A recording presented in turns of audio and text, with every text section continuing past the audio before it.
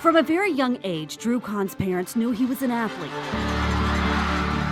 Always active, always on his feet. Drew's very gifted. I don't think he crawled when he was a baby. It's time for him to start walking, he was running. The Oakleaf High graduate was a football standout, contemplating playing in a Canadian league. In July, just days before his 23rd birthday, he was sidelined in a tragic motorcycle accident. Casey and Ben Camback were driving down Atlantic Boulevard when they heard the crash.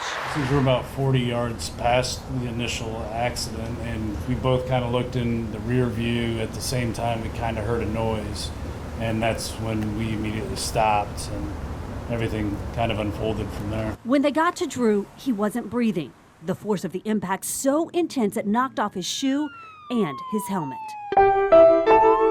And I just knelt down to him, and I told him just to keep breathing and just keep doing what he was doing.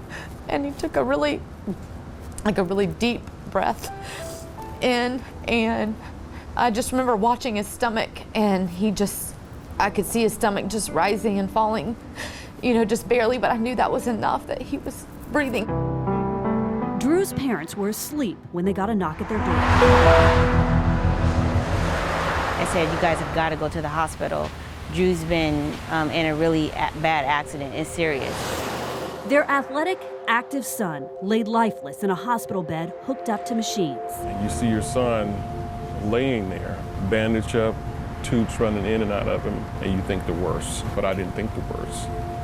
As a father, I had to be strong. Drew was in a coma, suffering from a traumatic brain injury, a spinal cord injury, broken ribs, a broken pelvis, and collapsed lungs. I began praying for him and his condition and letting him know, we are here for you. We're not going anywhere. As long as you're breathing and you want to fight, we're going to fight with you. His mom instantly became a warrior, refusing to believe the grim news doctors shared. Every day, he's proving them wrong. Every single day. I mean, the second day, he's brain dead. And I said, no, he's not. And he said, this is all you're going to get. Yolanda says more tests revealed Drew wasn't brain dead. And he is now off the ventilator. He's opening his eyes. He is able to move a finger or a toe. It's progress rather than being on the ventilator, a mechanical ventilator. He's not on one. He's off. He's breathing on his own. He's breathing room air. That's progress. But with the insurances, it's, they're telling you in layman terms, it's not worth the fight. He's already dead. Like he's a throwaway.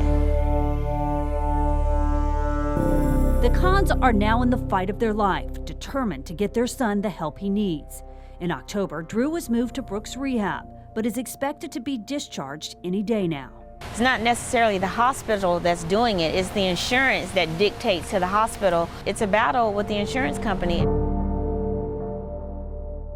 Drew was accepted to the world-renowned Shepherd Center in Atlanta, which specializes in brain and spinal cord injuries, but his insurance refused to cover it. It's just heartbreaking when people's benefit plans, don't allow them to get the care they need. Speaking to us via Skype, Mitch Philhaber with the Shepherd Center says they see this happen all the time. We've tracked for multiple years, based on the number of patients admitted to that level of care, how many of those patients have awakened within that 4 to 6 week period or sooner. So that percentage in virtually every case is better than 50 to 60%. In the denial letter, Anthem Blue Cross Blue Shield says it was deemed experimental and not medically necessary.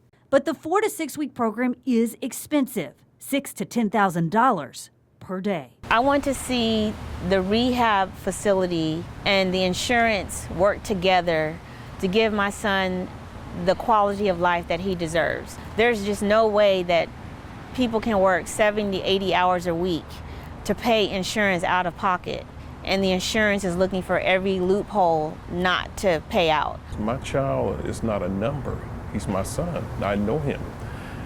You can't make decisions in a closed room about my child and what was best for him, because I know what's best for him. Because their insurance company, Anthem Blue Cross and Blue Shield, denied their appeal, their only option now is to move Drew back to their home. But even the simple act of going home isn't so simple. Their house was damaged during Hurricane Irma and is still in the process of being repaired and renovated to accommodate his special needs.